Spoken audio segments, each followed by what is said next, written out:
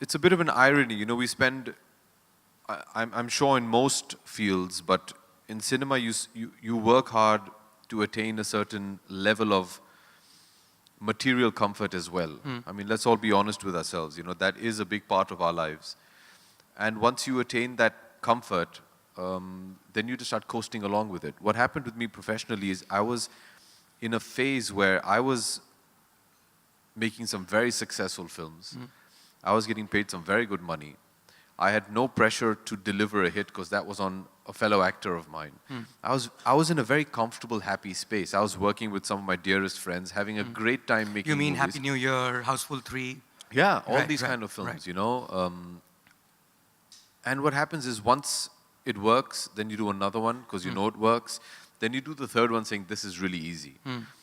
Life isn't meant to be easy, especially films. Filmmaking is definitely not meant to be easy. As a creative person, as an actor, especially today, it's very important to be uncomfortable. It's very important to be challenged on a daily basis. When you know, can sleep peacefully and wake up and say, yeah, I can do this with my eyes shut and I can just coast along, it's a great space to be in. Right. I'm not going to, you know, lie to you. But what happens is I realize that if I carry on like this, what I'm bringing to the table in terms of a film or a project is going to keep depleting film by film. Because I'm not contributing anything. I'm just there, I'm having a blast. Getting paid well. I'm getting paid well, and the films are becoming, you know, 200, 300 crore Right. films. But if I'm going to stop contributing to my project, in 2-3 films times, my producers are going to say, hey, why do I need him? I'll take somebody else. So you become disposable. I wanted to stop before I reached that stage. I said, no, you need to stop. You need to take a step back and just recalibrate, like I say, Sure. re-energize, come back with a lot more focus, and come back with a plan. You know what had happened with me, Mayank, and I've known you for so many years, and I mean, I'm sure there are people here who I've met. I mean, Jyoti's here. Jyoti's known me since I was a kid.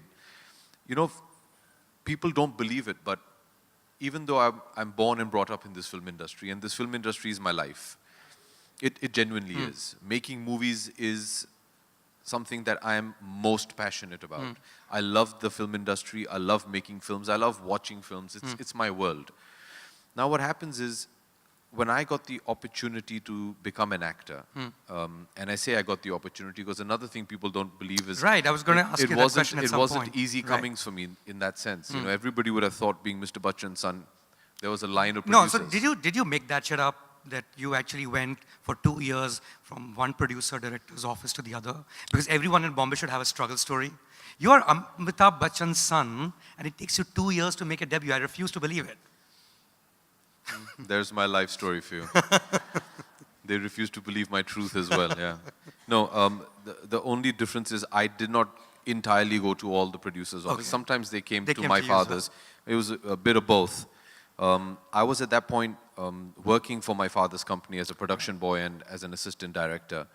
And that's when I was trying to get a job as an actor. And shockingly, which should have been a reality check for me, which I obviously didn't let it impact me as much as it should have, was most of them, and all the ones that said no to me, said it saying, no, we don't want the responsibility of launching Amitabh Bachchan's son.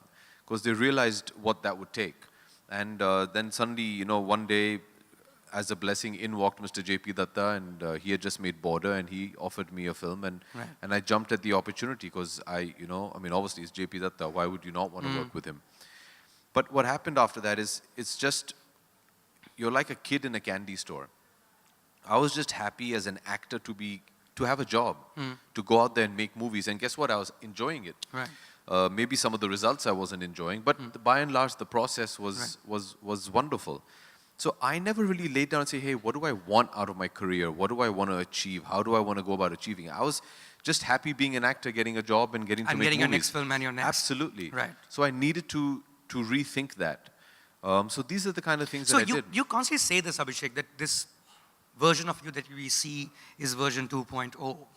Is it version 4.0? Is it a thing that you start thinking about, even from mortality point of view, legacy point of view, when you're like 40 plus, I'm like, boss, can't continue like this forever. Could age have a factor, be a factor in this? I'm sure it could. It wasn't for me. Okay. Who's 40? Me? Huh? No, you're 25. No, I'm 42. But it's how old you feel, you know. No, age really wasn't a thing. No? But I think Maybe having a child- time spent being a professional is. Sure. You know, after a point you start evaluating your life and you say, hey, you know, what do I stand for? What am I going to be remembered as?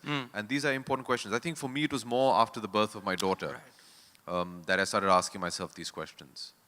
That you want to leave behind a legacy. Absolutely. Enough of Houseful 3s and 4s and 5s. No, I love that. I can't wait to sure. do But nobody's House of going to Five. remember those films. I mean, I'm sure they will. You just did. Huh? You just did. Well, I didn't have a choice. I was just reading up on what's the last film that he did before Manmar's Year, which I think people will remember.